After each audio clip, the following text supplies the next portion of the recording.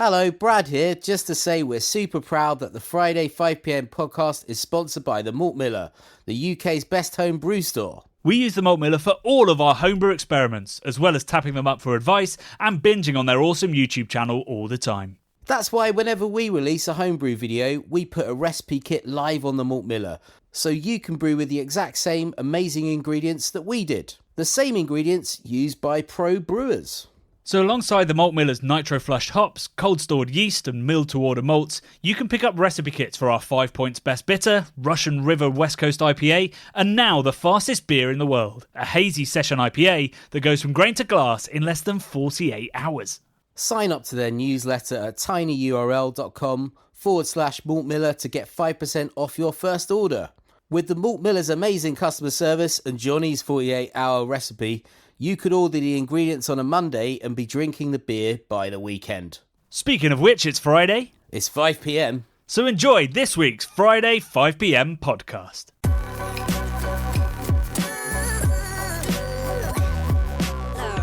It's Friday, it's 5pm, you've made it to the weekend. I hope there's a beer or a cider or something alcoholic in your glass.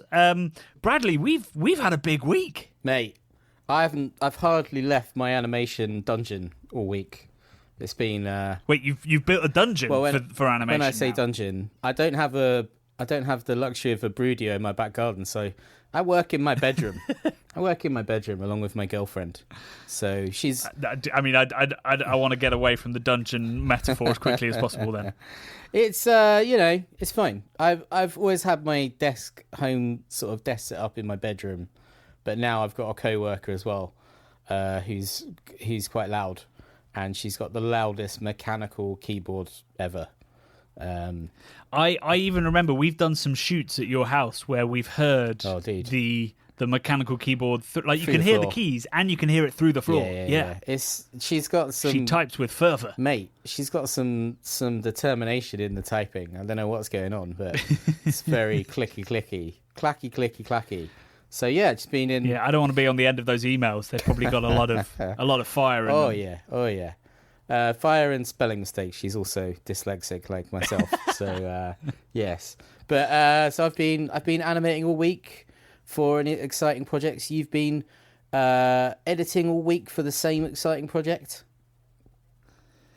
Yeah, it's been an unusual one in that we had already said to ourselves a couple of months ago. Brad and I sat down and we looked at everything that we were doing, like this big secret project, all the other stuff we want to do this year, and we were like, let's not take on any more big projects because this is too much. And then Darren, the owner of Siren, called me and talked about the concept of time hops.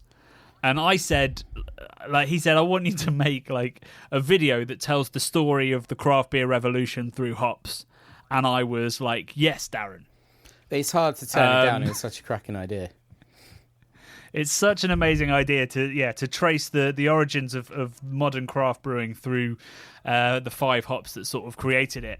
So I said yes, and then about a week later had a freak out and called him and said we can't do it. And he talked me round. Yeah. And here we are, having produced what is essentially a feature-length documentary in about 3 weeks. Yeah, pretty nutty. And that's sort of around shooting our biggest documentary ever, sort of travelling all over the country, and you having rearing a small child, and me doing my own exploits into whatever I do on a non-craft beer channel, sort of lifestyles. Yeah, man, it's been busy. It's been very, very, very hot, very busy.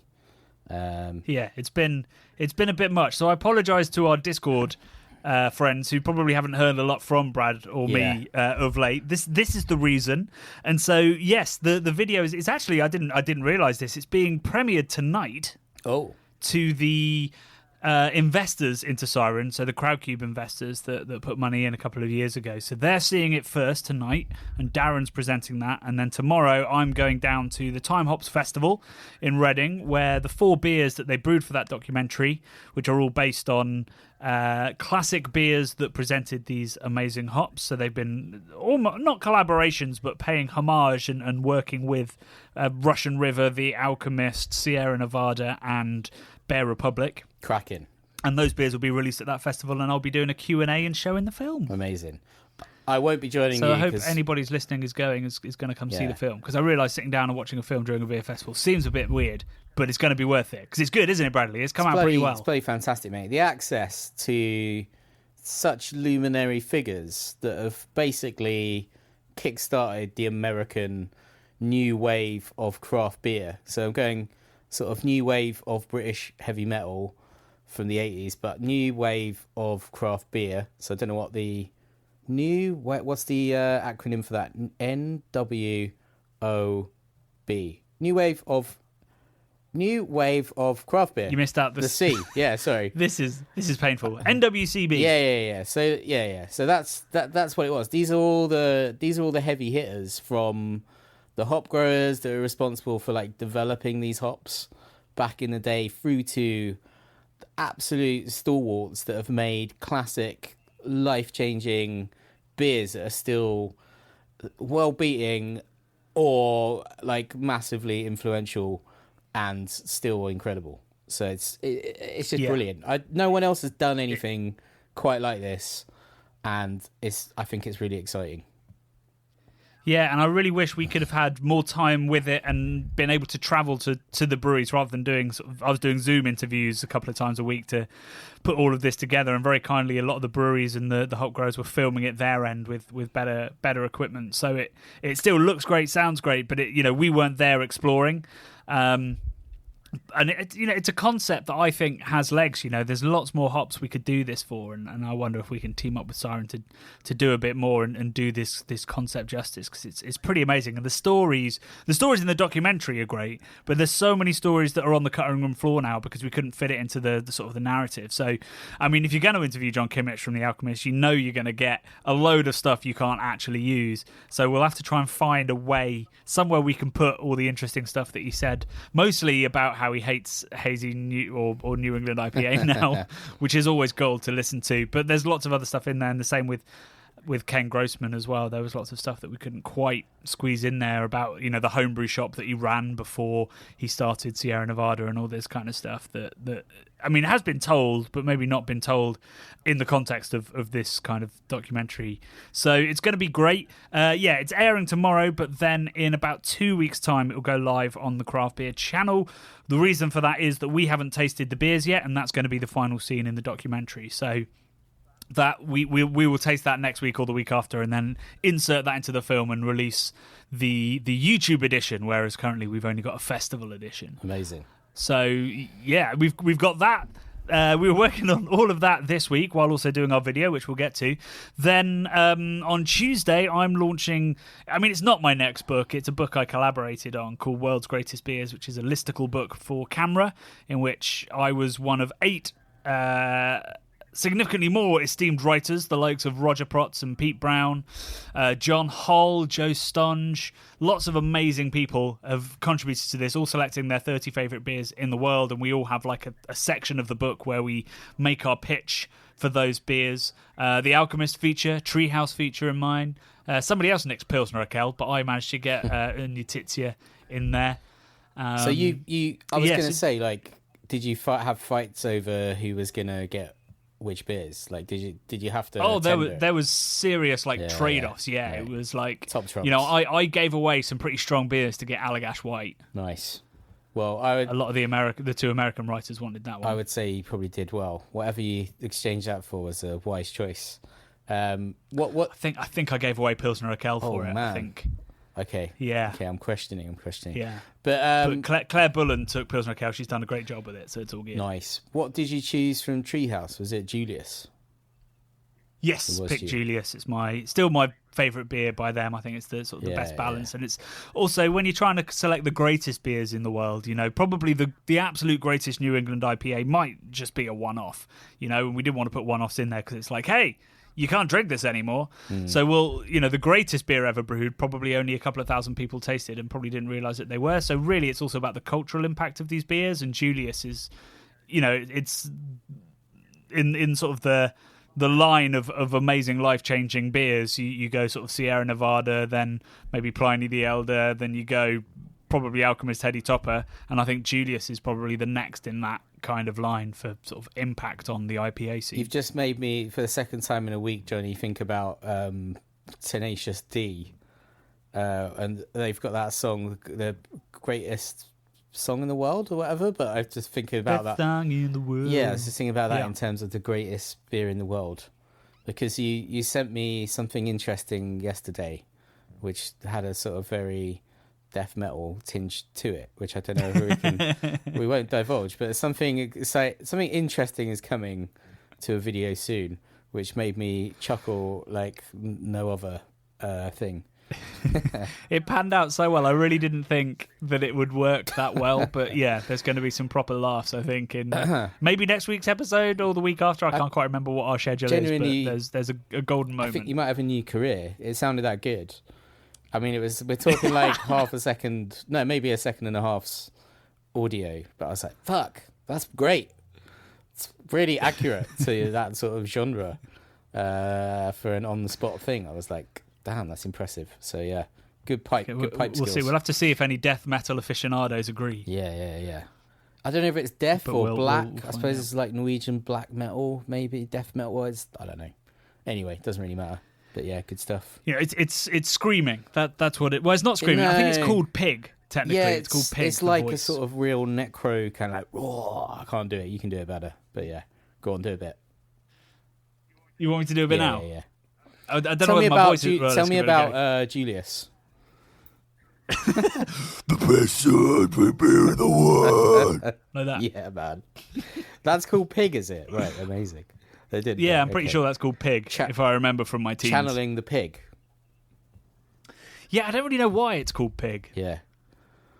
Maybe somebody in who's listening to this can let us know. There does seem to be a bit of is it a Venn diagram where the circles intersect of beer and heavy metal. Definitely. There's a definite subsect of craft beer and heavy metal lovers, which I sort of fall into. I do love a bit of heavy music, but it's not the majority of what I listen to because it's deeply antisocial and my wife hates it. Yeah. We did meet when we were in Arctic Norway. We did get to meet a genuine Norwegian death metaler who had a band and he knew all the guys that were in Mayhem. Did he say he knew the guys that were in Mayhem? They like one of them killed the other member and all this kind of stuff, and they were burning churches and it was like wild shit. He knew. See, when we go on beer trips, I walk away remembering exactly what hops were in beers or what process they used or how long they lagered a beer for. You walk away remembering how many members of Mayhem were killed and how many members of the place knew those people. Yeah, he knew Mayhem, which is wild. But I think his name was what was his name? I can't remember. That's embarrassing. I can't remember. Super nice guy. He worked in an old people's home, taking care of old people, which he did. I do remember that. Yeah, that is amazing. He was like never make assumptions based on people's music taste. No, man, he is super mild, and he I think he was a musician in his own right. He made melodic. What did he call it? It was like not medieval, but it was like kind of medieval black metal. So it had like lots of violins and weird stuff on it. Maybe slightly medievally, but yeah, it was interesting. Interesting guy. We're getting into fever dream territory again here, where I'm not quite sure whether what you're saying is true, but there'll be video evidence if it is. Anyway, let's move this podcast along. We've talked about time hops. We've talked about the book launch. It's video time, I guess. Oh yeah, this is a banger. Oh yeah, you made a banger. So yeah, a juicy banger. Exactly. Yeah. So this was the finale of our trio of videos all about brewing a juicy double IPA New England style using Motueka and Amarillo to try to create a margarita vibe. And I mean the dry hopping bit was interesting. We had lots of comments on people explaining how cryo works, which is great. I don't know how accurate it is. I'm going to keep doing research because I'd love to know how cryo hops are produced by the different producers of it. But the interesting thing was what happened when we took it to an expert to taste, wasn't it? Yeah, it was certainly interesting / embarrassing. We got hanging out with Ollie Webb, the owner and head honcho at Dig Brewco in Digbeth, just outside of Birmingham, or just a part of Birmingham, actually, I believe, Digbeth. And yeah, a suburb of it, I think. Isn't I it? don't know if you call it. Could you call it a suburb? It's sort of like an old industrial quarter. So there's like lots of light industrial units, and lots and lots of like really amazing sort of like Bushwick, Brooklyn style dive bar, sort of like warehouse hangout places where sort of like young people go to open up sort of dream sort of venues. Kind of looks a bit. I imagine there's some pretty good raves and stuff going on down there, of an evening and of a morning and of a next day sort of situation. But yeah, we took him some beer that he brewed, and then left unceremoniously in the back of a car on like the hottest week of the year so far at that point. And yeah, I mean, that beer was at 30 to 35 degrees quite frequently. Yeah. And I don't really know what I was thinking, Brad, to be honest. I mean, I was desperate because we needed to film you tasting it. Yeah. And we were on the road. So, but yeah, I don't have a fridge in my car. No. Which, you know, there could be a video in doing that. Yeah. But, yeah, I mean, you got amazing aircon where when we were in it, it kind of felt like a fridge. But when we were out of it, it was hotter than the surface of the sun. Because you've got a black car, so it gets real hot. It does. Yeah. But anyway, it was interesting. I obviously it didn't taste great, Johnny, at that point. But I thought Ollie was very diplomatic about his answers and probably was able, you know, with his experience to look past some of the hard life that the beer had since it had been living in the back of your car and pull out some positive comments, which I thought was lovely. I think brewers have to be, like you say, very diplomatic because you know, they have to support other breweries. So when they go visit or do collabs or whatever it is, they've got to be very nice about other people's beers. Yeah. And B, they're probably handed a lot of homebrew by over-enthusiastic customers. True. Like us. True. So he's probably learned that you've got to give them something to hang on to. Mm-hmm. And I feel like that's kind of what you did in that video. He was like, yeah, this beer's dead, but you know, underneath it's all right. Yeah. And underneath it was all right because when I got home, the keg was still delicious. Had a bit of hot burn still and wasn't quite as margarita-y as I was hoping. But yeah, the keg was delicious and those bottles were absolutely screwed. Which could have been, like I said in the video, could have been an addendum to the Jaipur experiment that I did because that was cooked beyond any of the ones that I tasted there, and those you could pick out in a blind taste test. So just trying to give you an idea of how bad that beer tasted. Hop creep, oxidation, completely cooked. Yeah, I think another reason why he was able to sort of do that process where he was, you know, I could see the positive in it. He went to art school like myself, so we have this. At art school used to have this process of like critting, and like looking at people's work, other people's work, looking at your own work, and like analysing it, but in like not a kind of bashing way, but in a supportive way. So I think that's maybe why he was able to do that, which I really appreciated. I thought it's quite a different approach, which is I think the same with a lot of everything that Dig do. It's very DIY aesthetic, like the whole place they've kind of like built themselves, which is really cool. And you can see it's sort of a singular vision of an artist, which I very much appreciate. But anyway, hopefully we'll... Yeah, it was a super cool location. We'll definitely go back there and do a feature on them because, you know, I haven't drunk much Dig beer, and so I was very excited to go because I love the branding and you'd spoken so highly of Ollie when you met him, and was very pleased to find that the beer was excellent as well. Yeah. But what was also interesting is when we were chatting to Ollie off camera, I think by that point. So on camera he says, you know, we've dumped a beer. We've had these discussions before about, you know, beers that didn't quite turn out as we wanted. Do we ship them out and hope for the best? Do we ship them to certain places where the people might not be quite so discerning, or do we dump it? And I think certainly for Dig, usually the answer is to, you know, dump it. To dump and to move on. But it did start a very interesting discussion about, particularly in this financial climate, what should breweries do, because it's already incredibly hard for them. We're already adding, in some cases, tens of thousands of pounds to their utility bills as a result of blatant profiteering by the energy companies in a moment of global crisis. So it was interesting. I've never sort of had that discussion with a lot of sympathy for the brewer. Like in my head, it's always been you dump the beer if it's not good enough. But as always, it's kind of more nuanced than that. Big time. I mean, a lot of these breweries as well, they're quite small operations where they're reliant on every batch selling to sort of pay like utility bills, pay for all the materials for the next batch, pay for all distribution, advertising, getting the beers out there in the world, whatever it might be.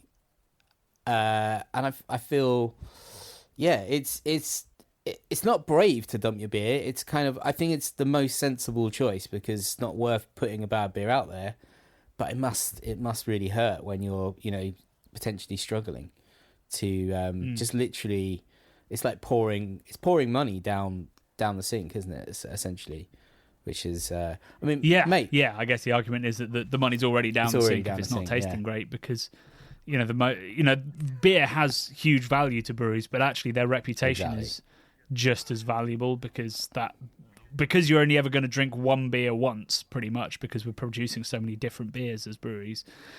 What you've got to do is make sure that your reputation is intact so you can make the next sale. You're not going to create loyalty. You just got to make other people want it, which is a bit of an issue in the beer industry. It is very FOMO led, but it does mean that you're probably better off, a better investment is giving a beer to somebody that will talk about it than making somebody who won't talk about it pay for it, if that makes sense. Big time.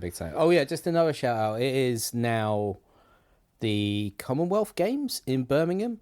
And sure is. I hope they sorted out the fucking driving. Well, yeah. Ollie has got a pop-up bar in Birmingham town centre. I believe it's near the library or something. So it's like the big bit where a lot of the events for the games are happening. So they've got a pop-up dig brew bar. If you happen to find yourself at the Commonwealth Games, 100% go see a dig. Big time. Got any comments? Did Johnny, you find any comments? Yeah, I got comments. Yeah, you go first. So I've got one from Michael Anderson. He said, I'll still waiting for YouTube to invent smell video. That beer looks bang on. Cheers. It did look bang on, Johnny. The colour was great. I got to try it later when we met Kyle, and I thought it was tasting incredible. So thank you. I had another comment. Wait. I want to go back to smell-o-vision. As somebody who is obsessed with TV, has smell-o-vision ever come close? I swear I remember like the Radio Times or something one day, like giving out like scratch pads for a TV show, and you'd scratch it. Interesting. Maybe it was a wine show or something, and you could scratch the pads and see what they were smelling or something. Yeah. Has anything like scratch and sniff is a thing, isn't it? I think. Do you know Bombus and Par? Do you know that there's these people as an organisation? I think they do like event sort of stuff where they really play with your senses. And I've got a feeling that they might have done some sensory stuff where you're maybe watching something, but you're eating stuff and you're smelling things. It's going to take someone like Bombus and Par or like Heston Blumenthal, molecular gastronomy type people to sort of simulate it. But all I'm thinking of, anything coming close that's in technology right now is like fucking vapes, mate, that smell of popcorn and all these other like mad things that people inhale. You could almost imagine setting up a sort of vaporized water that blows out different sort of smells in a cinema or something. But I don't know if anyone's actually commercially... There will be someone developing it, no doubt. It's probably pornography, disturbingly, Johnny, because they often lead the way in technology. No. But it's probably something disgusting. Yeah, I mean, it's weirdly true, isn't it? But I don't want to combine smell-o-vision with that. No. I'd rather smell the tire rubber and smoke and all that kind of stuff in an action movie. Maybe that's kind of more what I was thinking. Maybe it's Vin Diesel is developing it for Fast and the Furious 10 or whatever we're up to. Got to find another way to make the next one. Yeah. On a slightly different tangent, I had another comment from John Parry, who, this is a bit of a sort of technical question, said, would the new Kegland hop bong fit on your fermenter? So I had a little Google of hop bong, so I was like, that's piqued my interest. It's the first time Brad's ever Googled some homebrew equipment. Not the first time, but certainly I was like, oh, hop bong sounds interesting. It literally looks like a bong that you just put on the top of the keg, I'm presuming, and and then drop hops in or something, and then smoke. And yes, then you can smoke put the hops in, purge it with CO2, Yeah. and then drop the hops in. Yeah. So it avoids any oxidation, either through just getting in through the holes or through literally dragging them down with the hops, which definitely can be an issue, particularly in small batches. So unfortunately, it doesn't fit on the top of the grain father, I don't think, but there's probably a way that you could bodge it, rig it up for sure. somehow. I bet Malt Miller would have something that would help with that. But yeah, I mean, it's an interesting product. It's certainly an interesting looking product. I would say that it's not necessarily necessary.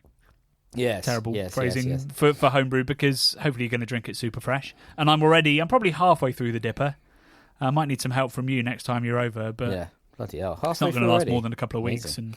And oh yeah, well, I've been bottling and cooking them in the back of my car, haven't I? Oh yeah, of course. You've got to keep some pristine.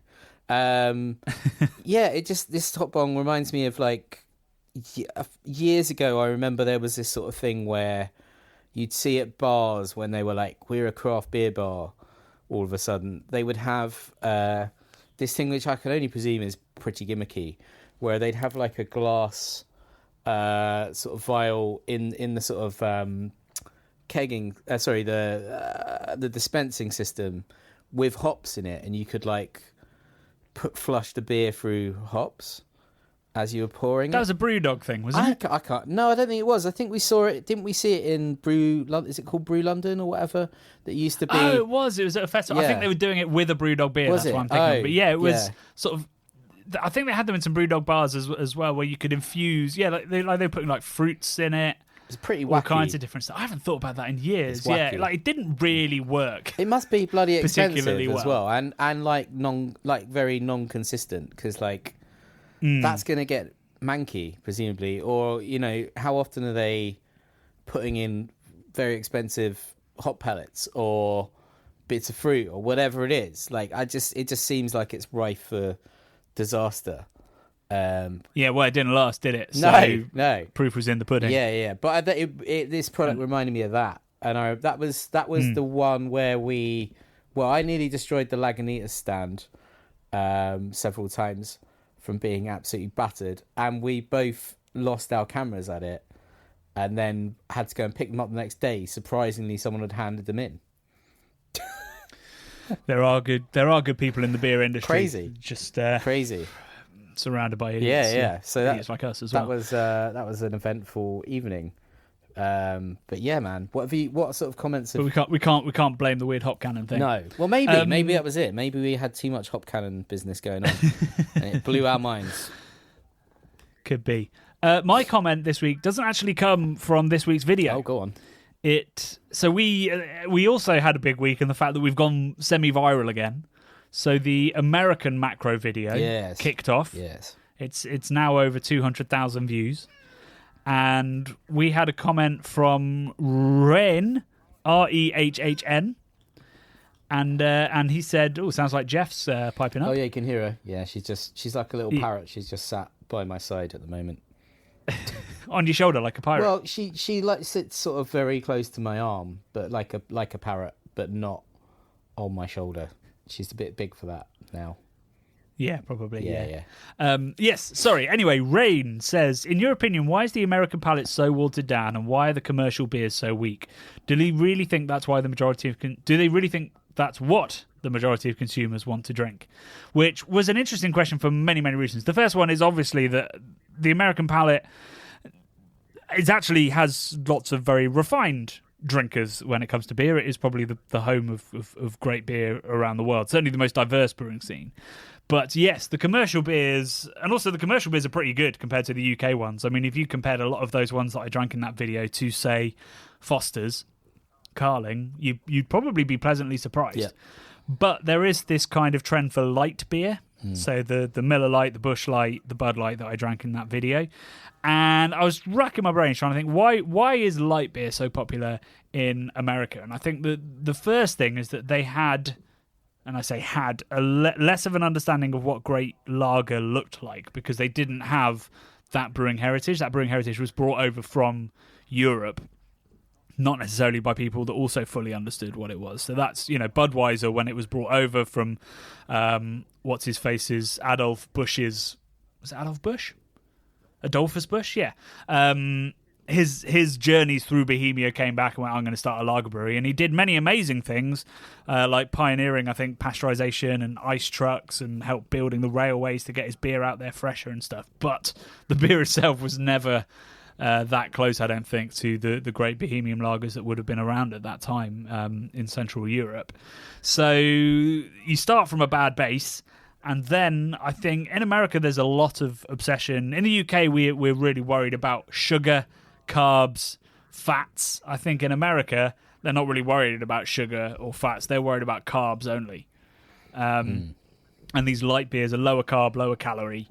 And I think that people just want to get drunk for as little carb as possible. Even though carbohydrates, sure, they might make you fat, but they're a pretty healthy way to consume energy. So I don't really know what that's about, but it has resulted in these light beers, and I think it's the same reason that seltzer is now incredibly popular, because it's zero carb, low calorie way of getting a little bit tipsy, inebriated. Whereas over here we're more interested in, I think, in calories, which is why like slimline tonics and stuff like that are more popular.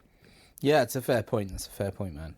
And also, do we think traditionally a lot of these beers are like consumed en masse, like at like cookouts and things like that, and sort of like, I just feel like sort of keg, like having parties, and just like you've got your cooler just full of sort of quite non-offensive watery beers because people have driven over to you, and naughty, don't do that. But it's sort of like a kind of like cultural thing of people drinking at home, or maybe like weekends at the beach and all this sort of. Maybe that's just my. But I mean, all that all happens around the world. True. In Germany, it's all drunk en masse at parties with cookouts and in beer gardens. Like I think it goes back to this idea of like starting from a bad base and not necessarily understanding the joy of well-made lager. And I guess it's just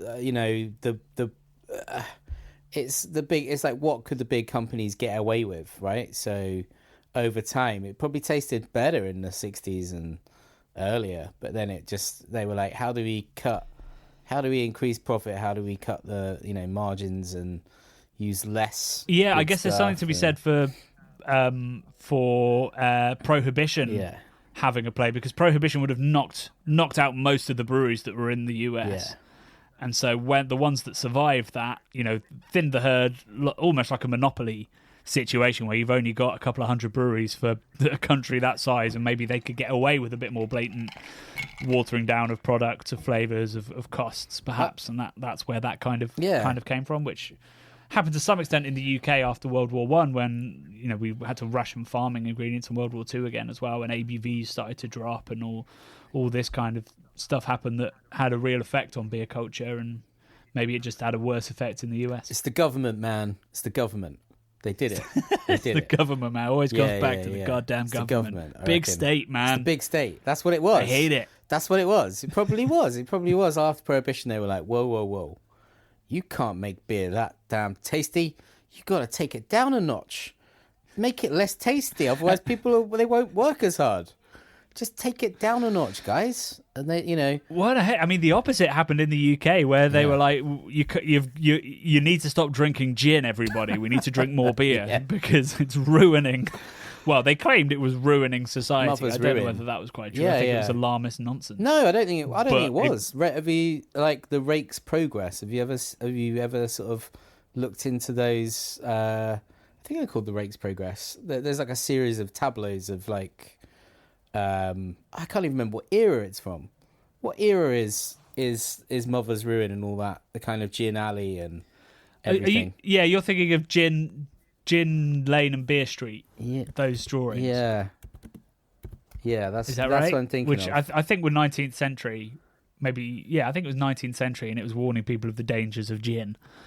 But I think that was all alarmist nonsense. I think, gin. Well, they changed the taxes to make gin significantly more expensive, and as far as I can tell, they thought that sort of solved the problem. I'd love to hear from a beer historian. There's some great beer history podcasts. Maybe we could reach out to them and go, was it alarmist, or was it a legitimate thing that needed changing, or was it, often happens in these kind of industries, was it like the beer marketing board going, hey, to the government, we'll give you some money if you say gin's bad. I'm thinking of, or whatever it was. I'm thinking of A Rake's Progress by William Hogarth, an 18th century English artist, which were a series of 8 paintings in the 18th century, which the series shows the decline and fall of Tom Rakewell, the spendthrift son and heir of a rich merchant who comes to London, wastes all his money on luxurious living, prostitution, gambling, and as a consequence is imprisoned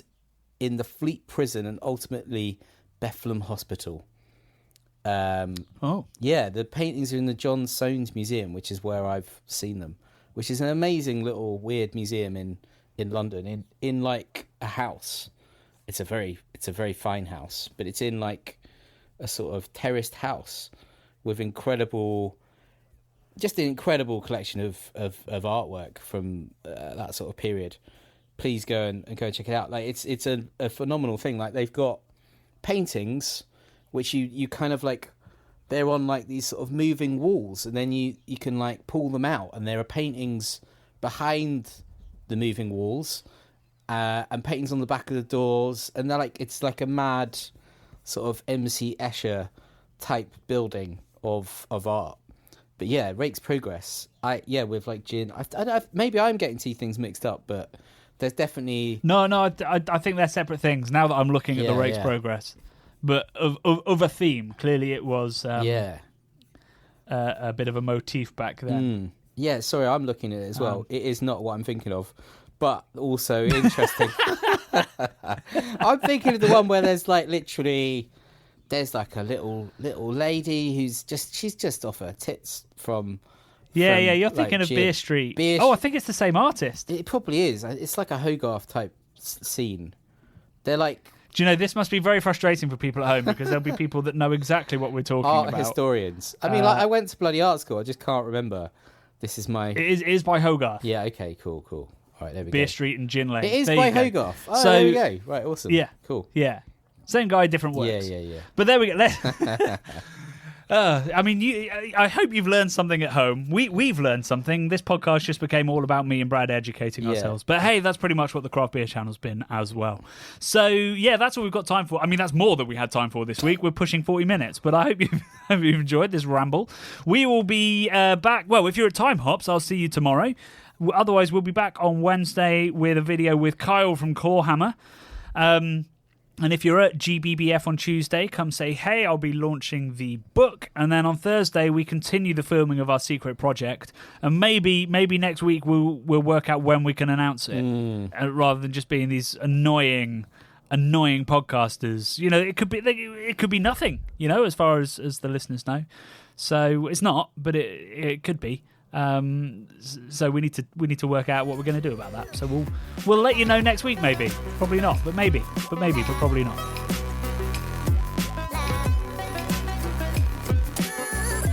The Bubble and Friday 5pm podcasts are brought to you by the nerds behind YouTube's Craft Beer Channel. You can watch over 400 mini documentaries at youtube.com/The Craft Beer Channel. And if you love what we do, support us via Patreon and get access to merchandise and our amazing Discord forum, a positive and welcoming space for everyone who loves beer, food, and homebrewing. Love and beer.